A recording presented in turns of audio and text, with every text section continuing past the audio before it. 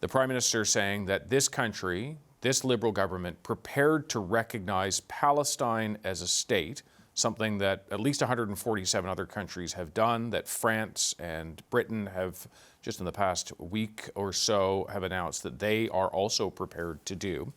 But there is a catch, 3 catches in particular, that Canada is calling on the Palestinian Authority to do 3 things in order for Canada to recognize that statehood. They've called on the Palestinian Authority to carry out what they call much-needed reforms. That has to do with governance. The Palestinian Authority has experienced challenges around corruption, legitimacy, challenges with the reach into Gaza, where Hamas has held a great deal of power in the past. And yet, the Palestinian Authority is the authority that much of the Western world recognizes. It does not recognize Hamas, which Canada certainly sees as a terrorist organization. They've also called on the Palestinian Authority to hold elections in 2026. Well, as you heard from my colleague David Thurton, one challenge with that, Gaza's flattened. Where do you put the polling stations? How does the Palestinian Authority project into Gaza to be able to do something like that? And then the third clause, in order for statehood to be recognized by Canada, is to demilitarize the Palestinian state. This brings us back to a question around Hamas, an armed group which operates primarily in Gaza, not a party to this, not someone that Canada, not a group that Canada even wants to talk to, as you're the Prime Minister there. So how do you actually achieve that? We've got a lot of coverage and a lot of reaction coming up on Power and Politics. We'll hear from the Israeli ambassador to Canada at the top of the clock, so that's about 13 minutes from now. Right now, though, I want to go to the chief representative of the Palestinian General Delegation to Italy. She is Mona Abuamara and joins us now. The reason Italy, she was until very recently posted here to Ottawa, but has taken up a new posting. Mona, good to have you back on the program. Thank you for being here. Thank you, David. You've listened in patiently as the Prime Minister has taken questions and made the announcement, but you've also heard those caveats. Is that achievable for the Palestinian Authority? Yes. First and foremost, I wanted to tell you I'm an ambassador of Palestine to Italy. We have a diplomatic relationship with Italy, which I hope soon we'll be having with Canada as well. So it wouldn't be a chief representative in Canada as well. So yes, it's achievable, but again, those weren't conditions or prerequisites for the recognition, because as you heard the Prime Minister state, which we have been stating all along, that for instance, an election is not possible, not just now because of the flattening of Gaza, but also because of the occupation of East Jerusalem. So we wouldn't be able to have elections without our capital, or in our capital, and people from our capital being able to participate in it, not to mention that anybody who is on the ballot would put themselves in harm's way of being arrested. So we need assurances as well of having those conditions met first before we are able to commit. We're committed, of course, but to be able to actually take on that course on the ground. So the other things as well, they were commitments, both as the Prime Minister stated in a letter that was directed from the President to the Prime Minister on the commitments that Palestine would be giving Canada assurances for things that the Canadian government sees are important to move forward with the recognition. And of course, today in a phone call, a lengthy one, detailed one, a warm one, that had all of these conversations opened and discussed as well. The wording matters here, and it so often does around any questions with the Middle East. But the caveats, those 3 things that the Prime Minister was outlining, those don't have to happen in order for Canada to recognize statehood. That they're calling on the Palestinian Authority to commit that they will happen. So what I think you're telling me is that that commitment has now occurred. Do I understand correctly that Mahmoud Abbas, the Palestinian president, has Yeah. told Mark Carney, yes? Yes, and that has happened. The prime minister stated that he received a letter, written letter from the president a couple of days ago, and those commitments were discussed as well within the phone call that has taken place between the two leaders today. I want to talk more about the elections part of this. You talk about Gaza being flattened, but there's more complexity to it than even that. There have not been elections in 19 and a half years among Palestinians. Mahmoud Abbas has been president for much longer than anybody anticipated. Calls have happened for an election in the past, and they have not occurred. How would one happen now? Would Mahmoud Abbas run again? Who would represent them? How would they have legitimacy and reach in Gaza, not just when it's been flattened and you have a hunger crisis going on, but where the Palestinian Authority has not previously had as much influence as Hamas has had? So all of those factors that you have been talking about are caused by the occupation. It's caused by our occupier, Israel. On the elections, the commitments made, they have been made with that prerequisite of having our capital be part of the process of election. And when they were, we had them. So we will not have elections without our capital, or because we will not be giving our occupier our capital on a silver plate. It was already presented by Mr. Trump, who doesn't own it, to the Israeli government, who does not deserve it because it's a Palestinian land.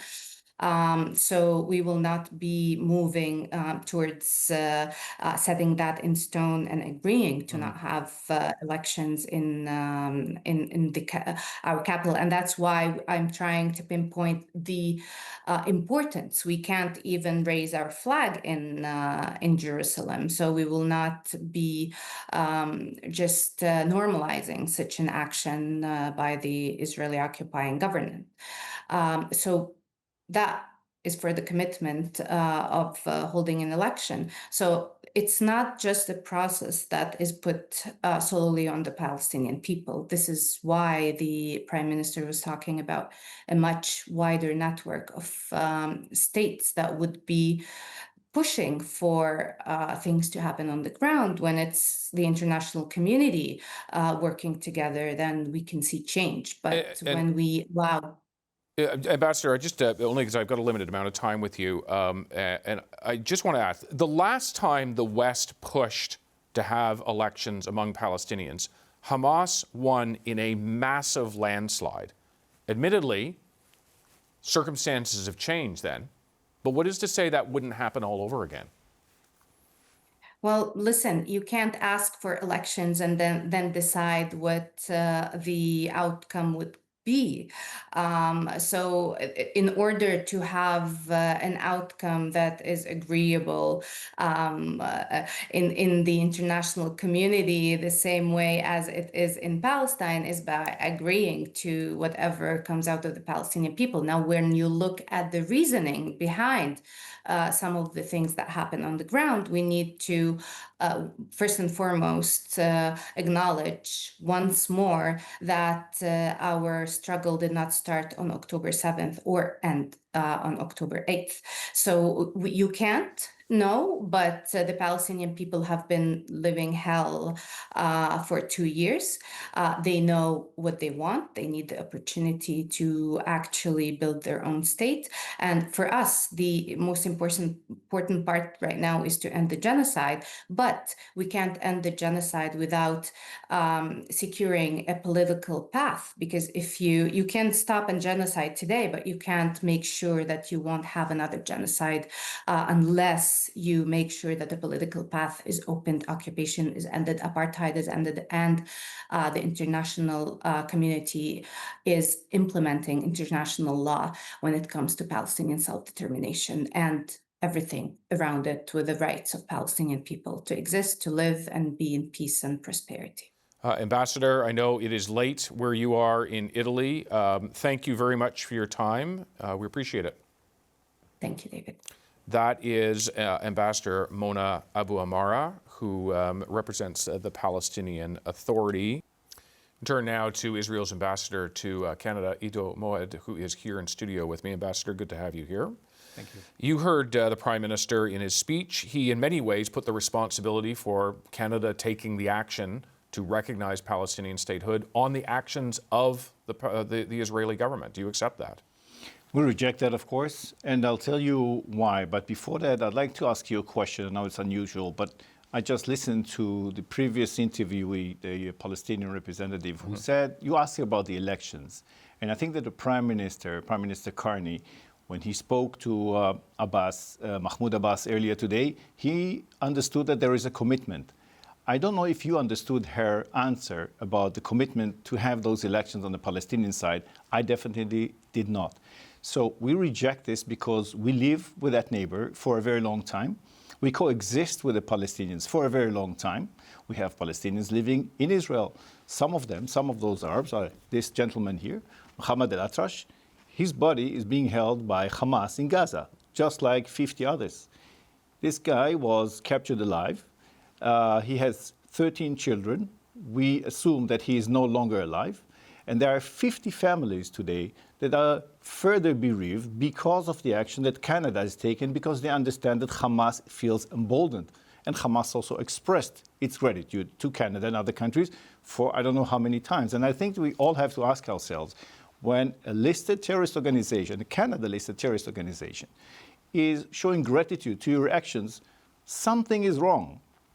We have to ask. To be very clear, Hamas is not, there have been no reaction from Hamas as far as I've seen. The Palestinian Authority is not a listed terrorist organization. Hamas already expressed its gratitude for the condemnation from countries such as Canada from last week. There have been several. So Hamas is very much aware of what is going on right now, and I think they'll be celebrating this very message as well. The Palestinian Authority in itself is not an authority that is responsible, that has done any reforms, that is providing any kind of basic infrastructure for coexistence with Israel. It is rewarding terrorists. You know that on the Palestinian side, you get a higher pension if you have killed more Israelis. It's called pay for slay. And so with that, this is what we have to live with. So when a country like Canada says, well, but we are going to recognize whoever it is on the Palestinian side as a state, that is fine. But on the ground, it doesn't change a thing. Abbas's commitments, we've heard them so many times before. Just one question. Why is he there for so many years without elections? Why aren't there any elections there? Because there is no support. Because there is support for Hamas, which has only one solution: from the river to the sea. Palestine will be free, and that's what they are all about. Ambassador, I do want to ask you about how, in some ways, we got to what the Prime Minister has just announced, a recognition or a plan to recognize Palestinian statehood. Canada is not a leader in this. In some ways, it's a follower. It follows France, it follows Britain, it follows 147 nations around the world who have done this. Soon, 4 out of the 5 permanent Security Council members on the United Nations Security Council will recognize Palestinian statehood. These are, in many ways, Israel's friends. What does it say that Israel's friends, Israel's allies, are saying this, are doing this? If Canada wants to lead and have a different approach, can look back to Lester B. Pearson, who found a way to create a barrier between Egypt and Israel in 1956, the Blue Helmets. That was the fruit of his imagination and his reality. He created that reality for peace on the ground. See, he made a difference. Sometimes you have to be bold, but being bold at the expense of Israeli families, of Israel's security, that is not something that is appreciated by Israel. That is perhaps appeasing others' opinions and others' support, but on the ground, for us, for Israel, it is only increasing the pressure. And we will not give in to that pressure because this is our security. We know that allowing Hamas to stay there will only make our lives worse because they are out there to destroy us and kill us. And we know that among the Palestinians, the incitement and the infrastructure for further attacks against Israel is much bigger than anything else. And I would ask you, another one single question. Who on the Palestinian side has ever, in and out of himself or herself, said, we are in for a two-state solution. We want to live side by side with Israel in peace? I don't think that anyone can recall that. And that is because on the Palestinian side, for the moment, they are not ready for it. This is why the Knesset rejected it. And Knesset is meaning from left to right. Everybody understands that the time is not there. Mark Carney, in his remarks, condemned Hamas's actions, made it very clear that Hamas should have no role in any future government or in governing Gaza or Palestinians. But he also said that Israel's government, elements within Israel's government, have been a barrier to the long sought for two-state solution. That I don't have to tell you this, there are people in the Knesset recently in a vote who called for the annexation of the entire West Bank, just taking it over, a place that many Palestinians lived. That settlement activity has continued to push upon areas that Palestinians live, that this is happening against the backdrop of a significant hunger crisis that some UN and other aid agencies are using words like famine to describe. It comes after the flattening of Gaza. Mark Carney, in many ways, is saying this has happened, his action today to begin the recognition of Palestinian statehood, this has happened because of Israel's military and political actions. It's not a beginning, it's de facto recognition, because there are no conditions. It is only, perhaps there is an assumption that the Palestinians will do whatever they'll do, but the time is already set. So let's say the payment is already paid in advance. Then it's up to the other side to deliver.